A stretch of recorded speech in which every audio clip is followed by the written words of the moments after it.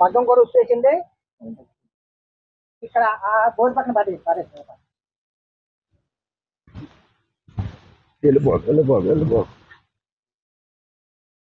వేరే వాళ్ళు అంటే వేరే వాడు పక్కకి పక్కన పట్టుకొచ్చింది. పొరవన నైట్ అవి గంజా తాగినా కానీ మందు తాగలేదు ఏంటండి. ఈ 4 కాళ్ళు కట్టేసింది. ఏదిని ఎత్తుకు చేసి మానభంగం చేసి పడగొట్టి మానభంగం చేసి వెళ్ళిపోతుంది. నేను తెల్లారి వచ్చేటప్పటికి ఏది ఇలాగ ఒంట్లాగా నాకు ఉరిగిపోతుందండి. ఆ తాడు కొత్తగా కట్టింది, బారుగా కట్టిన తాడు కొత్తగా కట్టేసానండి. తర్వాత చింగిచ్చి పశువుల దాట గారికి ఫోన్ చేసి రప్పించానండి. పశువుల దాట గారు వచ్చి వేరే వాళ్ళు ఇలాగా దాన్ని 4 పగ్గాలు కట్టేసి మానభంగం చేశాడు కనపడుతుంది. గోళీ తీసేశారు.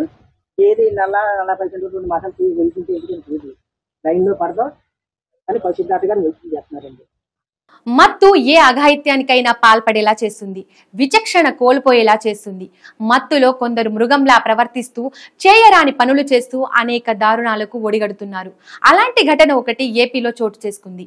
సభ్య సమాజం తలదించుకునే విధంగా పశువులా ప్రవర్తించి పశువుపై అత్యాచారం చేశారని ఆరోపిస్తూ పశ్చిమ గోదావరి జిల్లా వీరవాసరం మండలం తోకలపూడి గ్రామానికి చెందిన పిల్లి సీతారామయ్య గ్రీవెన్స్ లో కలెక్టర్ నాగరానికి ఫిర్యాదు చేశారు. ఈ నెల 4వ తారీఖున రాత్రి అదే గ్రామానికి చెందిన కొంతమంది యువకులు గంజాయి మద్యం సేవించి గేదె కాళ్లను తాడుతో బంధించి మానభంగం చేశారని, గేదె కాళ్లపై గాయాలను, ఒంటిపై గోళ్లతో గీరిన గాయాలను యాజమాని చూపిస్తూ ఆరోపిస్తున్నారు. గేదె అనారోగ్యంతో బాధపడుతుందని యాజమాని ఆవేదన వ్యక్తం చేశాడు. జరిగిన సంఘటనపై పోలీస్ స్టేషన్లో 7వ తారీఖున ఫిర్యాదు చేసిన పోలీసులు పట్టించుకోకపోవడంతో కలెక్టర్ కు ఫిర్యాదు చేసినట్లు యాజమాని తెలిపాడు. కలెక్టర్ ఆదేశాలతో స్పందించి వెటర్నరీ డాక్టర్తో వైద్య పరీక్షలు నిర్వహించి విచారణ చేపట్టారు పోలీసులు. తనకు తన గేదెకు న్యాయం చేయాలని కోరుతున్నాడు గేదె యాజమాని సీతారామయ్య. ప్రస్తుతం ఈ వార్త సోషల్ మీడియాలో వైరల్ కావడంతో యువకులపై ఏకిపారేస్తున్నారు నెటిజన్లు. 3వ తారీఖున నైట్ నేను పాలు కట్టి తీసుకుని గేదెని లోపల కట్టి మేత కట్టేసేసి కట్టేసి వెళ్ళిపోయానండి.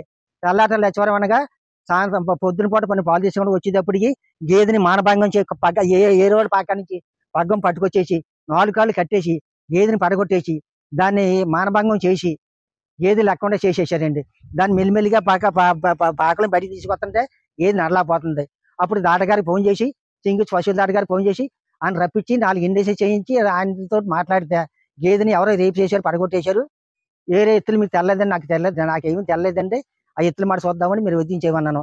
దాటగారు 5 రోజులు ఇండేషన్ చేసి ఇంక అంతకంటే ఎక్కువ చేస్తే దాట మళ్ళీ పాలు ఉండవు, మీరు మాటేరు వెళ్ళి ఆ మాటేరు దాటగానే సమర్థించి హోమియోపతి మందులు పట్టుకొచ్చి వాడమన్నారు.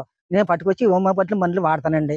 తర్వాత మా అబ్బాయి ఎవరు భీమవరం ఉంటే ఆ కౌరంపి 2 రోజులకి ఖాళీ లేక 2 రోజులకి వచ్చారండి.